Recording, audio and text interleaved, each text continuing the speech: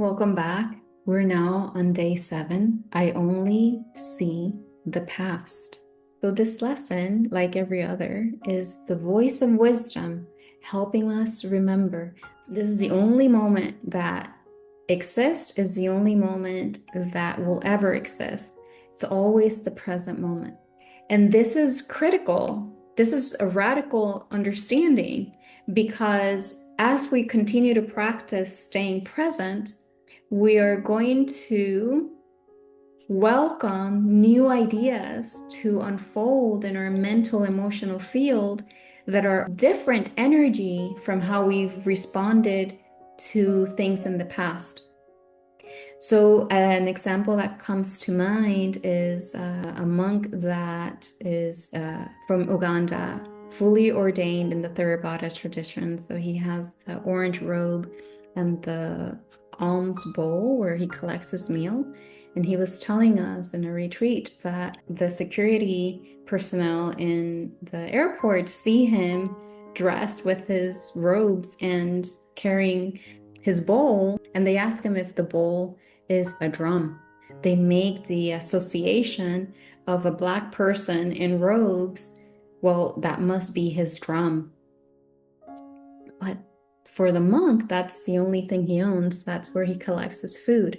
But for people that are not aware of this on a daily basis, every human does this. We observe the external world. We don't know what we see. We look in our database and we make meaning based on the past.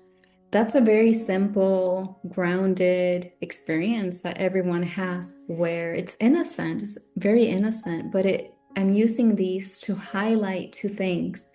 That when we're not in the present moment and we do these instant associations to things from the past, there's very little curiosity about what we're actually seeing in the present moment.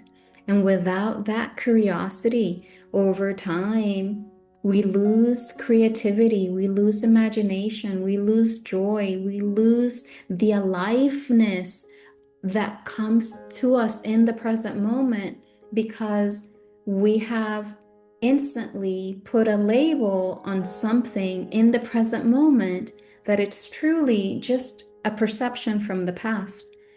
And again, this sounds like a benign example, but a lot of our struggles and suffering comes from being in a human body with an evolutionary system that has helped us strategize and survive. But again, those strategies that helped us survive from the past in the present moment are not going to be suitable for awakening. So we need a different set of tools, which is why we are welcoming the idea of a wise panel that is day by day helping us orient into ideas that brings us out of that typical pattern matching and help us stay present where the freshness and aliveness of life invigorates us, provides us with new tools, provides us with creativity, with an essence that's alive because it's very present. And that is why lesson 7 is powerful, because it's helping us to recognize for ourselves how often in the present moment we respond and react based on what we've learned in the past instead of gifting the present moment that opportunity to surprise us, to learn something new, to invigorate us with excitement or with just a sense of being more alive. And because we do want to bring that alive, yummy energy into relationships that have been difficult, but that we really, really care about, I want to invite us to practice together. And I invite you to bring into that practice that person or situation or project that we spoke about during lesson 1. It could be a situation, a relationship, or a project or a goal. I want us to practice this idea with that in mind.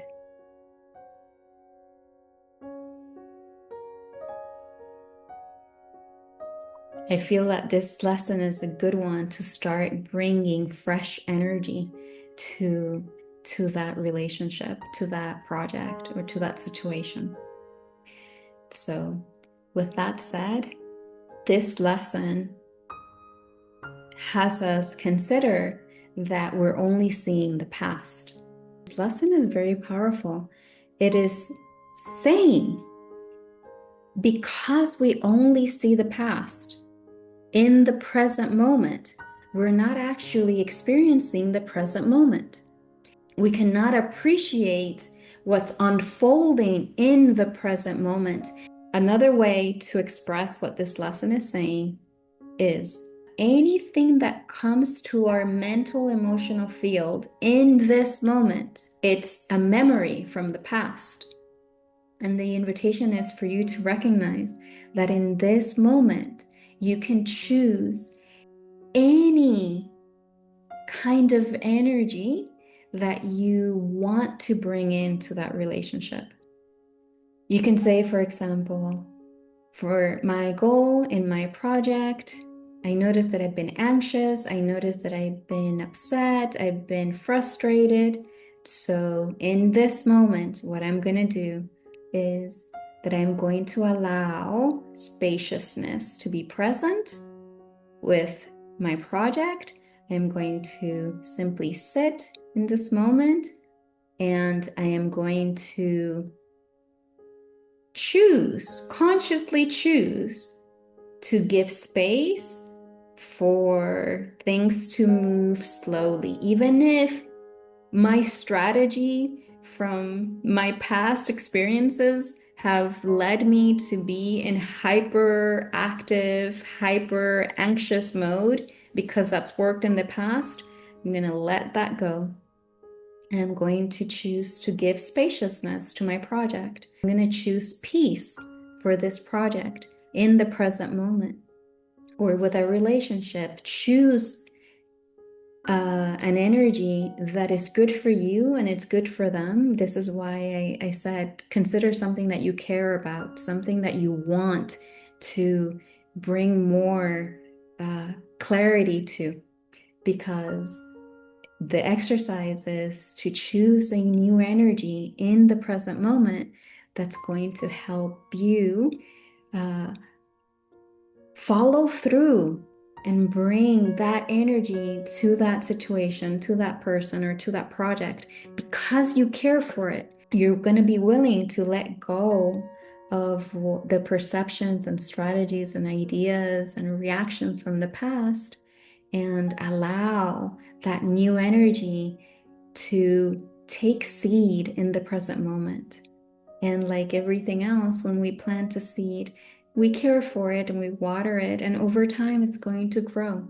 So if you want to have a more gentle kind of communication with your parents or with your children or with your partner, plant the seed of gentleness in the present moment, and that seed will continue to grow and benefiting you as well as benefiting everyone around you.